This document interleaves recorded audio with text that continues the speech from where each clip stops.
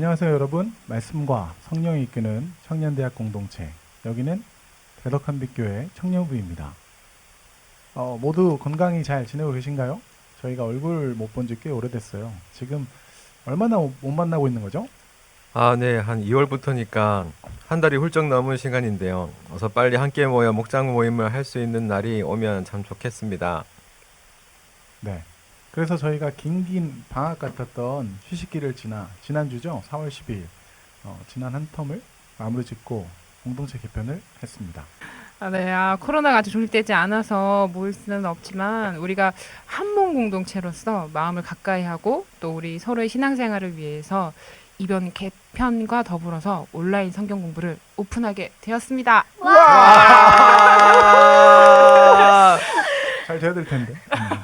기대가 됩니다. 꼭 들어주시고 구독과 좋아요 꼭 부탁드립니다. 부탁드립니다. 근데 저희 소개가 아직 안 되었네요. 저는 박성호 목사입니다. 저는 박솔이고요. 네, 저는 이유림입니다. 저는 류지인입니다. 네, 목소리만 들어도 누군지 다 아시겠죠? 그럼 시작해 보겠습니다. 네, 목장 모임에서 빠질 수 없는 것이 또 삼나눔이죠. 네, 저는 어제는 4월 15일 투표 안 했죠. 지난 금요일에 했습니다. 지난 금요일에 투표하고. 사전 투표. 네, 어제는 뭐 했냐면 뭐였죠? 우리 딸들하고 점심을 먹었어요. 갈비탕. 우와. 화요일날 갔던 그 갈비탕 집에 수요일을 또 갔죠. 우와. 네, 갈비탕 먹고 그리고 우리 애기들도 갈비를 뜯나요? 갈비탕 먹는데 갈비탕이라고 제가 말씀드리는 갈비탕 안에 잘안 되는 것 같아요. 갈비탕 안에 갈비탕 먹으러 갔다고 했는데 갈비라고 말씀하시면 그 안에 든 갈비? 갈비 맛은 볼 수 있죠. 그 물에 빠진. 수육인가 그럼 어쨌든 그랬고 그 이후에 이제 토이저러스에 가서 뜯겼죠. 토이저러스 아세요? 그 롯데마트에 가면 키즈 카페? 아니 그 롯데마트 안에 있는 완구점이지 완구점. 토이저러스에 가서 장난감. 저도 완구를 좋아하는데 제 건 못 사고 우리 딸들한테 뜯겼습니다. 감사하게 우리 아내가 아빠시네요. 결제를 했죠. 네. 그렇게 지냈고 저희가 이 성경 공부 준비한다고 화요일 날 모였었잖아요. 그때 다 못하고 또 어제도 그 생각으로 하루를 지냈고 과연 토요일까지 좋은 결과물을 낼 수 있을까라는 두려움 속에 한 주를 살았고 지난주에 저희 바울도 개편했잖아요. 개편하면서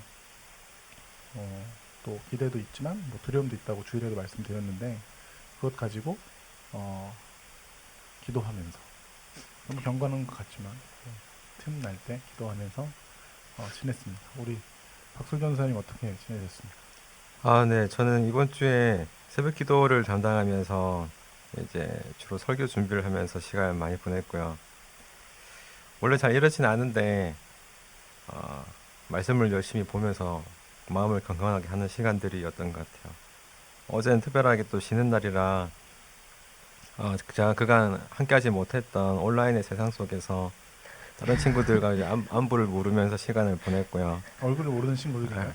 아이들 친구들의 안부 말고 이제 상대편 부모님의 안부를 물을 수는 없으니까 제가 이제 친구들 안부를 잘 묻으면서 얘기를 또 즐거운 시간들을 가졌습니다.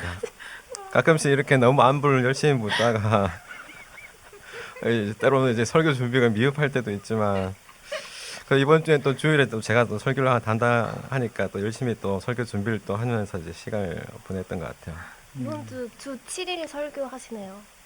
고등부도 있으니까. 어머. 고등부 얘기하니까 또 생각나는데 여러분 고등부 보시면 제가 유튜브 스타가 되어가고 있는데 맞아요, 완전 인기 스타. 고등부의 지코라고 아무 노래, 아무 설교, 아무 멘트 다 하고 있으니까 많은 시청 부탁드립니다.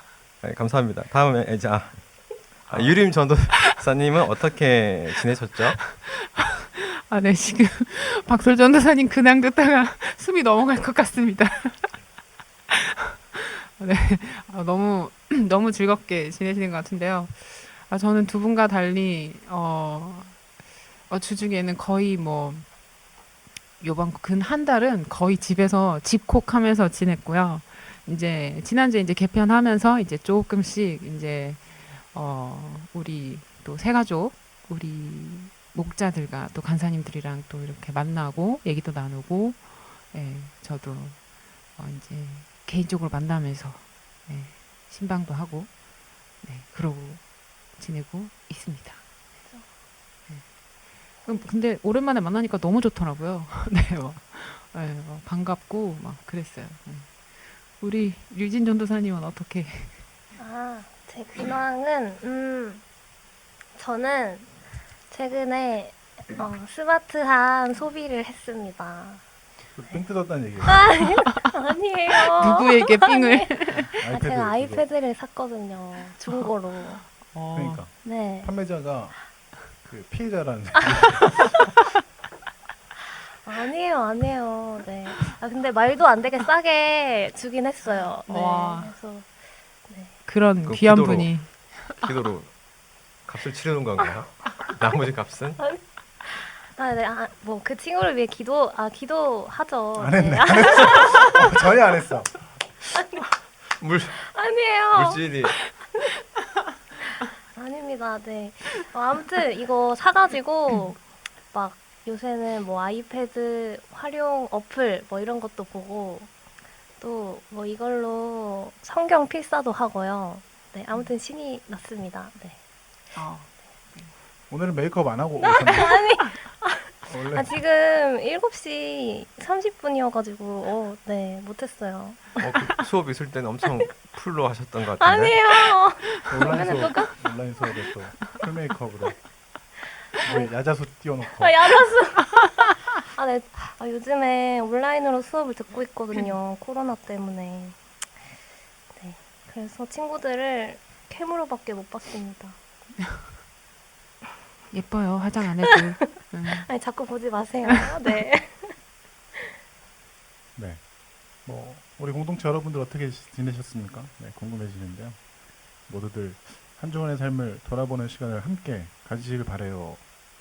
누구랑 갔죠? 이렇게 온라인으로 네. 네, 저희가 개편 후 함께 공부하고 싶은 것은 그동안 새가족을 위해 사용되었던 베타입니다. 베타는 B 바이블, E 에반젤, T 템플, A 어포스틀. 이거 맞아요? 어포스텔이에요? 어떻게 읽어야 돼요? 발음 좋으신 분? 뭐 싱가포르. 포스터. 오케이 어포스텔. 오케이. 결국 성경과 복음과 교회와 신앙생활 이 네 가지를 함께 공부하고자 하는데요. 이것을 우리가 왜 공부하냐면 우리 공동체가 이것을 공부하는 목적은 나 아닌 다른 사람에게 성경이 무엇인지, 복음이 무엇인지, 교회가 무엇인지, 신앙생활이 무엇인지를 간단하게 설명할 수 있게 함에 있습니다. 저와 여러분들이 누군가를 만났을 때 혹시 누군가가 그런 것들을 질문할 때 우리가 마음 안에 우리가 갖고 있을 대답을 우리 청년 모든 사람들이 좀 준비하고 있었으면 좋겠다라는 마음에서 이 네 가지를 다시 한번 공부하기로 했고요. 그래서 오늘 첫 번째 시간으로 바이블 성경에 대해서 알아보도록 하겠습니다. 네. 그래서 먼저 성경에 대한 기본적 사실들에 대해서 우리가 함께 이야기해보고 그 다음으로는 어떻게 하면 성경을 우리의 삶의 일부가 되게 하고 그 말씀 안에서 살아갈 수 있을지 이야기해보면 좋을 것 같아요. 네. 저 궁금한 게 있어요. 안 됩니다. 궁금해하지 마시고 정답을 알려주세요. 그럼 제가 질문을 그래도 하면 안 됩니다. 궁금해하지 마시고 정답을 알려주세요. 제가 성경이 누가 기록한 책인지 너무 궁금해가지고 이렇게 각 목사님들께 물어보고 싶은데. 네. 성경을 누가 기록했냐? 네. 성경은 뭐 제가 알기로는 저자가 한 40명 정도 되는 것 같아요. 네, 40명 정도의 저자가 쓰여졌고 모세오경, 그러니까 구약 성경 맨 앞부분부터 신약 성경 맨 마지막인 계시록까지 다양한 계층의 사람들에 의해 작성되었다라고 흔히 이야기합니다. 저는 성경이 뭐 저뿐만 아니라 성경은 하나님의 말씀이죠. 하나님이 인간에게 주신 말씀. 그 디모데후서 3장 16절인가요? 모든 성경은 하나님의 감동으로 된 것으로 교훈과 책망과 교훈과 책망과 바르게 함과 의로 교육하기에 유익하니, 여기에서 모든 성경은 하나님의 감동으로 되었다. 그렇기 때문에 아멘. 하나님께서 사람을 도구로 쓰셨지만 이 성경은 하나님의 책이다. 하나님이 주신 책이다라고 우리는 믿고 또 이해하고, 그러기에 우리는 읽어나가고 있는 것이죠. 우리 교육자들은 성경이 뭐라고 생각하세요? 유진도 선생님. 저는 성경은 사람의 책이라고 생각해요. 물론 하나님의 감동으로 쓰여진 책이지만 사람을 도구로 해서 하나님이 쓰신 책이라고 생각합니다. 네, 동의하시나요? 네. 네, 동의합니다. 네. 마태복음은 또 마태의 삶과 경험을 통해서 하나님이 말씀하셨고, 또 요한복음은 요한의 삶과 또 요한만이 풀어낼 수 있는 그 필체로 하나님의 말씀을 썼다고 생각해요. 사람의 책이다. 사람의 책이다. 네. 사람의 그럼 우리 책이다. 박솔전 선생님은 저는 성경은 약속에 대한 책인 것 같아요. 우리가 사람은 다 죽을 수밖에 없는 이제 운명을 가지고 있는데, 근데 그런 죽음에 대한 영생을 약속해 주는 책. 그러니까 영혼의 영생뿐만 아니라 우리 육신의 영생까지 말해주고 있는 메시아에 대한 책인 것 같아요. 그러니까 약속이라는 것은 오실 그 메시아에 대한 약속. 구약은 이제 오실 메시아에 대한 약속이고, 신약은 예수 그리스도가 오신 것에 대한 이야기라고 생각이 됩니다. 성경은 이제 구약과 신약으로 이제 메시아에 대해서, 예수님에 대해서 계속적으로 약속하고 이야기하고 있는 책이라고 생각돼요. 네. 감사합니다. 저는 성경은 생명의 책이라고 생각을 해요. 네. 모든 그 성경에 나오는 책은 그 생명을 다루는 얘기를 하고 있고, 이제 아까 박솔 전도사님께서도 이제 언급하셨지만 우리의 영을 살리는, 주관하는 그 이야기들이 전개되고 있죠. 네. 네, 우리의 지금 이야기를 정리하자면 성경은 하나님의 책이며 인간의 책이고, 그 성경의 내용은 신약과 구약을 통해서 하나님의 약속들이 담겨 있고, 그리고 오늘 우리에게 오는 의미는 생명이다. 이렇게 이해할 수 있을 것 같은데 맞나요? 해봤습니다. 네. 깔끔한 정리. 감사합니다. 네, 감사합니다. 오케이. 목사님, 저 질문이 있어요. 저한테만요? 전도사님. 네. 그럼 성경이 무수한 사람들에 의해서 써졌고, 그리고 아주 오래전부터 써졌다는 거잖아요. 그러면 그 성경이 어떻게 우리 손에 전달될 수 있었는지 궁금합니다. 하나님의 섭리죠. 하나님 하신 계신가요? 저 부모님이 사주셨어요. 제 손에 전달되어졌습니다. 기독교 서점에서 좋은 교학교 나온 친구들은 그런 거 같아요. 교학교에서 하나씩 다 주잖아요. 그쵸? 좋은 교학교. 저는 큰 걸 원했어요. 큰 거. 영문 교학교. 큰 거, 작은 거 말고 큰 게 좀 건의 있어 보여서. 그렇게 다 전달받지 않나요, 우리 친구들? 그렇죠. 저는 선물 받았습니다. 네, 이거 농담이고요. 맨 처음에는 이제 많은 이게 말씀들이 하는 전 이제 정리된 멘트로 이제 이야기하겠습니다. 맨 처음에는 이제 다양한 사람들로 이어진 이 성경들이 실제로는 쓰여지는 것부터 시작한 것이 아니었어요. 그런데 이제 하나님의 그 말씀을 전해주고 자식에게 전해주고, 이제 랍비들이 이제 회당에서 많은 사람들에게 전해줌으로써 사람들은 그걸 들음으로써 이제 하나님의 말씀을 알게 된 거죠. 그러니까 텍스트의 글자의 말씀이 아니라 처음에는 들음의 그 말씀이 시작되었어요. 그러니까 구전, 쉐마 들으라로 시작된 말씀이 그렇게 시작된 거죠. 그래서 그 구전으로 내려오던 것들이 이제 그 기록자들에 의해서 이제 쓰여지기 시작된 거고, 근데 이제 오늘날까지 전해져 올 수 있었던 방법 중에는 저희가 지금 현재 알 수 있는 방법으로는 사본들 때문이라고 이제 알고 있죠. 많은 사본들. 네. 네, 그 사본들이 이제 발견이 되면서 이제 이 기록들을 계속 이렇게 현재까지. 사본. 그러면은 성경에는 원본이 없나요? 원본이 없다라고 네. 많은 사람들, 그러니까 모든 사람들이죠. 모든 사람이 동의합니다. 네, 사본만 존재한다라고 생각합니다.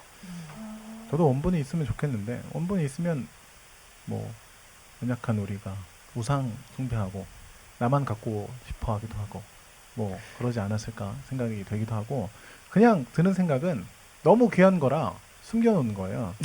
집에다가. 너무 여러분 꼭꼭 숨겨놨어요. 안 그러세요? 저도 이제 집에 이제 보면 제가 정말 귀하게 여기는 거 숨겨놔야지 해서 숨겨놨는데 다음에 못 찾죠. 맞아. 기억이 안 나요. 너무 귀한 거라 숨겨놨는데 어디에 숨겨놨을까요? 그거 찾으면 진짜 대박일 텐데요. 그죠?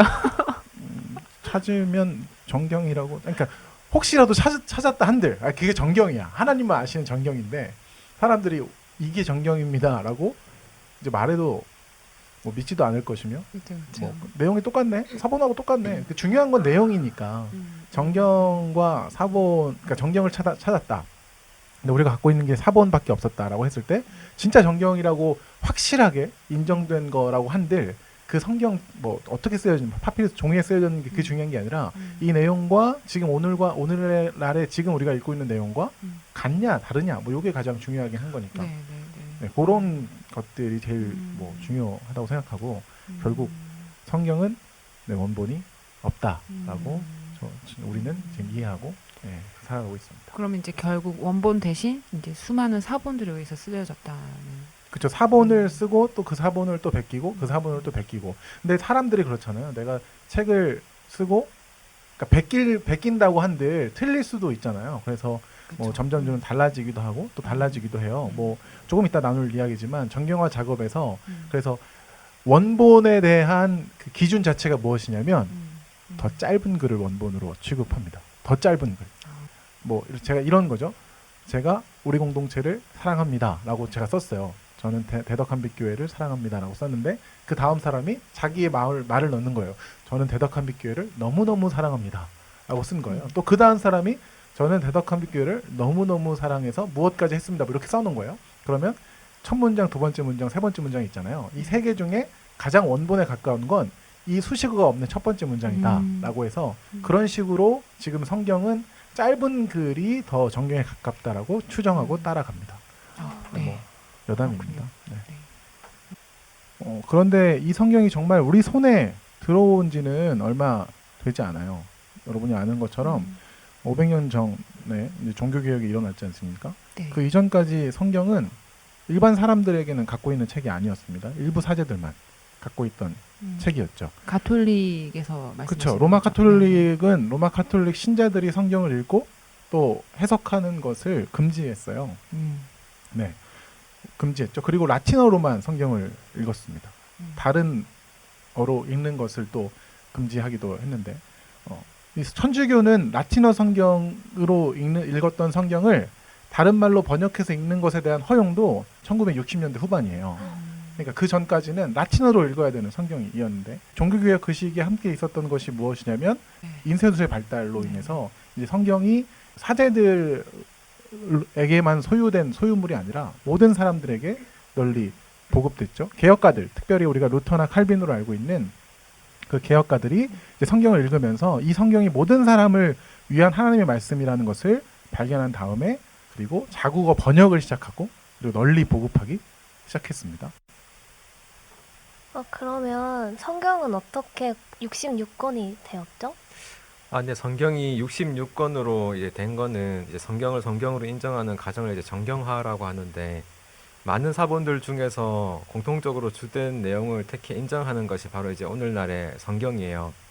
구약은 39권이고 신약은 27권인데 구약은 마틴 루터가 종교개혁 때 외경을 뺀 버전을 채택하면서 39권의 책만 이 구약의 정경으로 받아들이게 됐고, 신약 27권은 167년에 아타나시우스가 의해서 이제 정확하게 정경화가 되었었죠.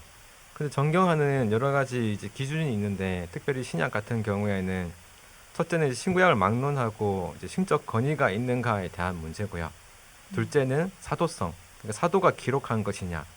셋째는 내용의 주체나 그 주체의 영적인 특징이 성경으로 합당한가. 이제 합당하지 않은 것들은 이제 거짓 문서라고 이제 제거되었고요. 넷째는 보편성, 그러니까 교회가 전반적으로 그 문서를 받아들이고 있는가. 다섯째는 이제 영감성, 그 문서가 하나님의 감동, 디모데후서 3장 16절에 하나님의 감동이란 명백한 증거를 가지고 있는가. 여섯째는 이제 전통성, 어떤 이제 고대로부터 정통적으로 사용해 왔는지에 대한 예부죠. 그리고 마지막으로 제일 중요한 요소는 그리스도가 중심적인가라는 것을 기준으로 정경화가 이루어졌습니다. 그렇군요. 아니 그 정말 이 오랜 시간 동안 거쳐오면서 그 수많은 약 5천 개죠 사본들이, 그죠? 거의 한 5천 개나 되는 사본들이 그 많은 사람들에 의해서, 종교 지도자들에 의해서 이게 막 끊임없이 연구되어지고 정리되어지는 그 과정을, 저는 생각만 해도 진짜 어마어마한 일인 것 같은데, 이게 개신교, 그러니까 마틴 루터가 종교 개혁을 하기 전에 카톨릭 그 종교가 있었을 때는 구약이 지금의 구약과 권수가 달랐다고 해요. 예, 예. 아까 그 전도사님도 말씀해 주셨는데, 가톨릭에서는 46권, 예, 외경이 포함된 46권이었고, 그것을 이제 마틴 루터가 종교 개혁을 하면서 외경은 어떤 외경이 포함된 그 전승을 그걸 빼면서 이제 39권으로 이제 완전 딱 정경화가 돼서 저희 개신교에서는, 네, 기독교에서는 이제 오늘날까지 이렇게 쓰게 된 거죠. 네. 그러니까 전사의 말씀은 그 카톨릭 텍스트, 카톨릭 성경과 우리 개신교 성경이 권수가 다르다, 그러니까 분량이 다르다라는 말씀이시죠? 네, 네. 네. 아예 권수 자체가 다른 거죠. 이제 지금 저희 그 구약 성경책 안에 들어와 있지 않은 이름의 책들이 있었어요. 그걸 외경이라고 하는데. 그럼 외경은 뭐죠? 그 루터가 말하기에는 외경은 신앙생활의 규범이 아니라 참고할 서적.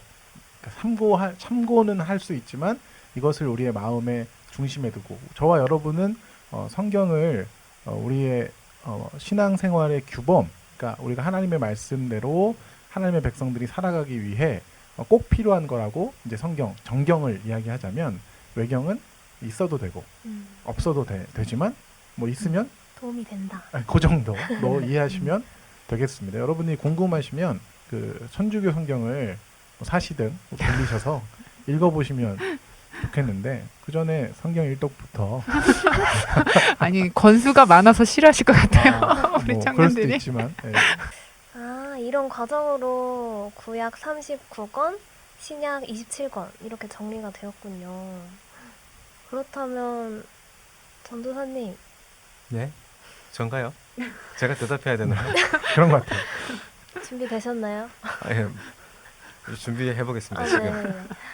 그러면 구약과 신약을 관통하는 메시지가 있나요? 네, 많이 있겠지만 우선은 이제 하나님의 이야기를 성경이라고 본다면, 하나님과 인간 사이의 그 관계를 회복시키기 위해서 하나님께서 우리에게 찾아오는 이야기가 구약이라고 생각이 돼요. 찾아와서 택하시고 또 새로운 소망을 주시고 새로운 사명을 주시는 이야기. 하지만 우리가 잘 알고 있듯이 구약에서 그런 일들이 잘 이루어지지 않았고, 하나님께서는 이제 예수님을 보내주셨죠. 구약의 마지막 부분에 끊임없이 이제 메시아를 보내주신다라는 이야기를 통해서 신약의 핵심은 이제 그 메시아를 통한 깨어진 관계가 완전히 회복되었고, 우리가 다시금 예수님으로 인해서 제사장의 그 사명을 잘 감당할 수 있게 되었던 얘기로 이야기할 수 있을 것 같아요. 네, 지금까지 짧은 시간, 네, 우리 교역자들은 지금 엄청 오래 했어요. 그런데 듣는 분들이 짧겠지만 이 짧은 시간을 같이 성경에 대해서 나눴는데 이건 정말 성경에 대해서 바깥면인 것 같아요. 이제 성경의 안쪽 면, 정말 성경의 내용과 우리 각자가 이제 부딪히는 시간을 가져야 하는 것 같은데 네. 정말 성경을 뭐 읽는다, 묵상한다, 또 성경을 우리 마음 안에 둔다라고 나아가려고 할 때 우리에게 필요한 태도가 있을까요? 일단은 경건하게 읽어야죠. 경건하게. 물을 떠다 놓고 읽으면 돼요. 물 손을 떠다- 씻고. 정갈하게. 저는 이제 태도라기보다는 이제 어떤 관점에서 좀 얘기를 하고 싶은데요. 이제 뭐냐면은 제가 처음에 그냥 성경을 이렇게 읽었을 때는 그냥 제가 생각하는 범위, 그러니까 제 사람으로서 생각할 수 있는 범주 내에서의 그런 어떤 그냥 성경의 이야기들이 그냥 저에게 받아들여졌었어요. 근데 어느 날 이제 관점에 대한 생각을 하면서 이 모든 성경의 텍스트가 이제 사실 하나님의 어떤 관점에서 쓰여진 거잖아요. 그래서 하나님의 시선에서 이 성경을 읽으면 정말 좀 더 하나님의 마음을 더 잘 이해할 수 있겠다 이런 생각이 사실 들더라고요. 예, 그래서 예를 들자면 이제 어떤 그 친구가 이제 저한테 질문을 한 적이 있는데 아니 하나님은 사랑의 하나님이라고 하면서 왜 다 벌을 하셔? 벌하고 왜 진멸하고 그건 사랑의 하나님이 아니지라고 했는데 이제 그걸 하나님의 관점에서 바라보고 이제 다시 읽게 되면은 완전 다른 생각으로 읽을 수 있었던 것 같아요. 네, 그래서 내 시선이 아닌 하나님의 시선에서 그렇게 읽는 게 중요하다고 생각이 되어졌습니다. 네. 혹시 박소전 선생님 저는 성경에 있는 관점. 그래서 저는 주로 이제 설교를 쓸 때 이제 전하는 사람으로서 이제 이제 성경을 많이 보다 보니까 나에게 적용되는 메시지가 뭔지에 대해서 제가 먼저 묵상을 많이 하는 편이에요. 그래서 오늘 이제 우리에게 주신 그 말씀을 물론 그때 당시에 필요로 하는 그 말씀이지만 그 말씀이 오늘도 나를 움직일 만큼 영향력이 있는 말씀이고 진리의 말씀이기 때문에 그 말씀이 오늘 나에게도 요구하는 바가 있다라고 생각돼서 나에게 바라는 그 말씀을 찾고 싶고 또 나에 대한 태도와 나를 돌아보는 모습을 또 보는 시간이 좀 될 수 있지 않는 결국 성경은 나를 읽게 하는 도구가 되는 것 같습니다. 성경을 읽는 방법에 대해서 방법이요? 네. 어떻게 읽는 방법이 있다 뭐 이런 거. 창세기부터 읽으시면 됩니다. 차례대로. 순서를 말씀하시는 건가요? 네. 레이기 읽을 수 있으세요? 저는 레이기까지 못 읽겠던데. 점프하시면 됩니다. 그렇군요. 그럼 결국 자기 읽고 싶은 것만 읽게 되는. 네, 뭐 그래도 읽는 거니까요. 어려운 읽는 게 이야기, 중요하죠. 뭐 지금 말씀하신 것 중에 정말 어려운 이야기가 있죠. 적용할 수 없는 성경들도 있잖아요. 어떻게 적용해야 하지 하는 맞아. 그런 성경들은 맞아요. 어떻게 읽어야 되죠, 박소전 선생님? 아니 새벽 설교 네. 동안 성막에 대한 이야기만 쭉 나왔다고. 그러니까 성막 없애버리고 싶더라고요. 지금 성막이 없는데 어떻게 적용시켜야 하나. 결국 우리 마음속에 또 성막을 또 세워야 되지 않느냐 이렇게 생각을 해봤습니다. 빨리 넘기시는 것 같은데. 근데 그게 물론 제가 방금 전에 말한 적용점만 보면 제가 말한 그 진도사님 말한 그 성경 읽기하고 상당히 이제 부딪히는 면이 있어요. 왜냐하면 적용되지 않는 부분도 있기 때문에 지식적인 면도 있지만 적용되는 면도 있고 또한 우리에게 또 가르쳐주는 면도 있고 여러 가지 모습이 있는 것 같은데 정리는 다른 분이 해주시겠죠?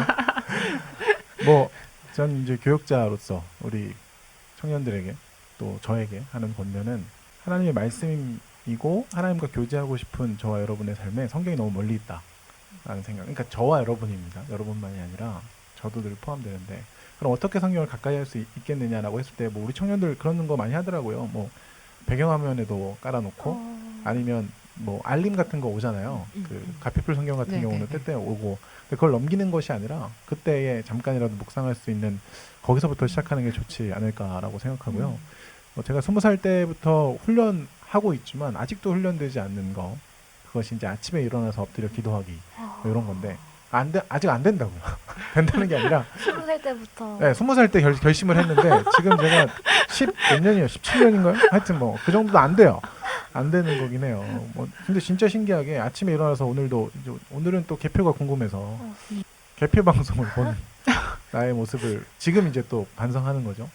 뭐 그것도 재미있고 또 굉장히 중요한 일이지만 중요하죠. 네, 네. 그런 것처럼 또 우리가 성경을 보는 시간, 아까 저는 오늘 또 새벽 예배 오니까 그건 됐다라고 싶었지만 새벽 예배에 또 우리 박솔련 선생님이 주시는 하나님의 말씀 그것도 필요하고 또 우리가 각자 우리가 스스로 내 분량을 정해서 읽는 것. 아까 전에 그런 얘기 했잖아요. 적용되지 않는 성경들, 적용할 수 없는 성경들은 어떻게 넘기느냐고 했을 때는 저는 그럴 것이다 하고 그냥 읽습니다. 뭐 그러니까 말씀이 우리를 읽는다라는 말을 멋있게 사용하지만 그럴 때는 그 말씀이 우리 안에 그냥 들어오는구나. 말씀이 살아있고 운동력 있고 또 지금 우리에게 구약은 필요 없는 말씀이라고 우리가 인정하지 않는 것이 아니잖아요. 네, 네. 너무 부정어를 많이 썼네요. 그러니까 구약도 오늘도 필요하다. 그 구약도 분명히 우리에게 하시는 말씀이 있다라고 믿는 저와 여러분이기 때문에 그냥 그 시간에 그냥 읽어보는 거죠. 무슨 이야기를 하는가. 적용은 안 되는데 적용이 안 되는구나. 그냥 그렇게 시간을 성경한테 우리가 내어주는 것. 말씀에 그냥 나를 좀 이렇게 헌신하는 말씀에 나를 좀 이렇게 담구어 놓는 시간들이 우리 청년들에게 있었으면 좋겠다라는 생각이 듭니다. 네.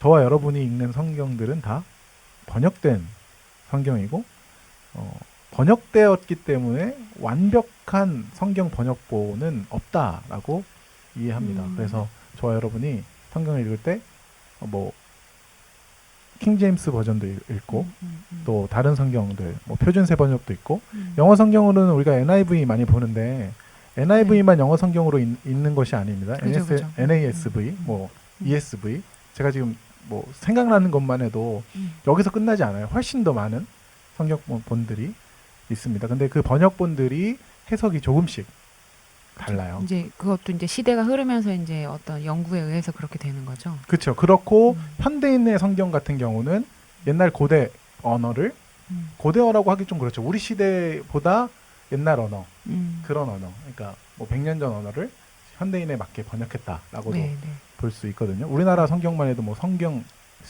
전성 막 한문하고 섞여 있는 성경책 본 적 있죠. 네, 네. 우리 못 읽잖아요. 네. 세로로 된 거. 오른쪽에서 왼쪽으로 읽는 거.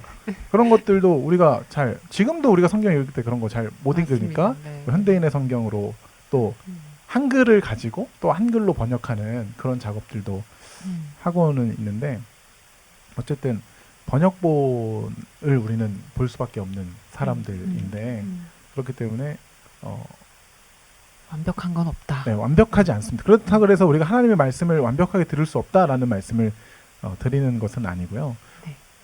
여기서 제가 드리고 싶은 말은 완벽한 번역본이 없는데 누군가는 킹제임스를 말씀 보존학회가 그러는데 가장 완벽한 번역본으로 생각하고 그 말씀만 하나님의 말씀이다라고 생각하는 사람들이 있는데 그렇지 않고요. 킹제임스 버전은 그 중세에 있었던 그리스어 성경을 번역한 번역본이에요. 그 번역을 영어로 잘했다라고 이해하는 것이 킹제임스 버전이고 그 이후에 더 고대의 성경이 발견됐거든요. 저와 여러분이 오늘 보고 있는 우리 그 한글 개역 성경은 그 고대의 성경 2세기, 3세기에 발견된 그 성경, 그 히브리어 헬라어 성경을 한국어로 번역한 것을 보고 있다라고 보면 돼요.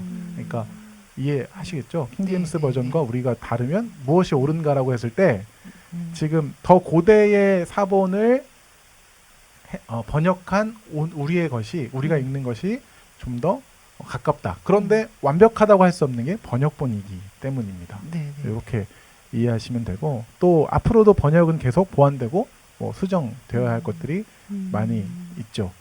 그래서 결국 주장하는 것은 뭐 그런 게 있다.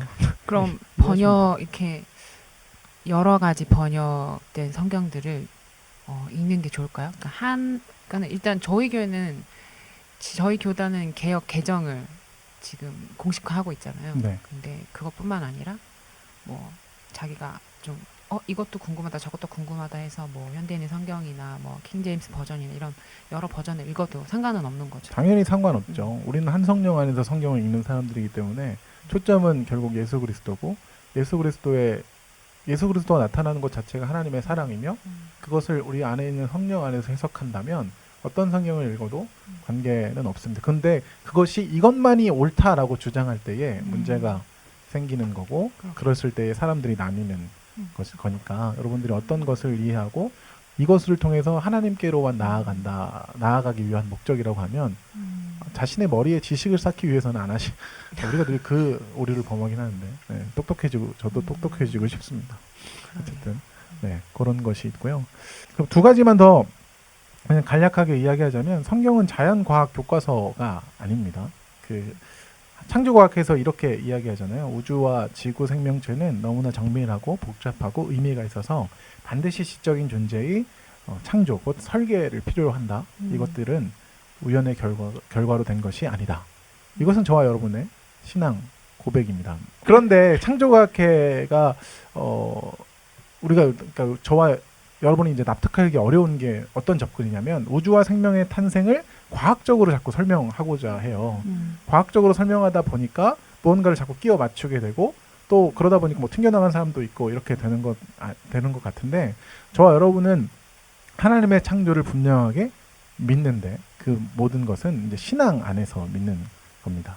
그래서 어떤 성경 안에서 있었던 그 일을 우리 지구에서 어떤 일로 매칭해서 이 일이 그 일이다라고 이렇게 규정하는 순간 이상해지거든요.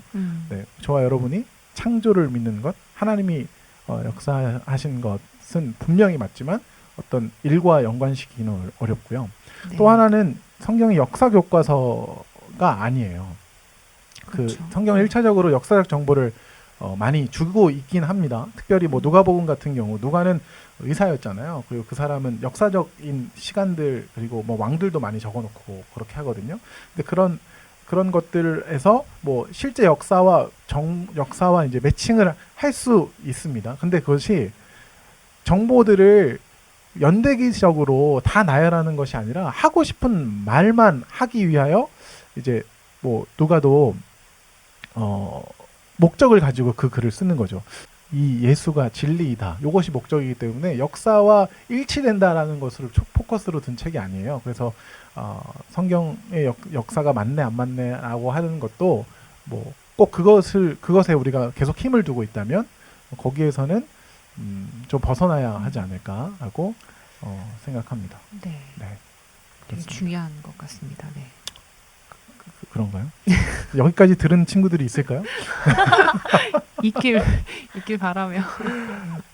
네, 지금 번역과 또 자연과학, 그 역사에 대해서 간략하게 이야기했는데 결론적으로는 우리 대덕한빛교회 모든 청년들이 성경에 대한 기본 지식을 알기를 원합니다. 그런데 겉핥기에서 머무는 것이 아니라 정말 찐빵 안쪽의 그 안골을 맛보아 아는 저와 여러분 그리하여서 정말 생명에 참여하고 하나님의 약속에 참여하고 정말 이 글이 사람에게서 쓰여진 글이지만 하나님이 쓰신 글이구나를 경험으로 우리의 생각으로 마음으로 확인하는 우리 모든 청년대학부 한 사람 한 사람이 되기를 바라며 마쳐야 될까요? 네. 네. 장씨가 수고 많으셨습니다. 지금 몇 시죠 도대체? 사랑합니다. 네, 사랑합니다. 네. 저도요. 저도요. 네, 박수로 마치겠습니다. 수고하셨습니다.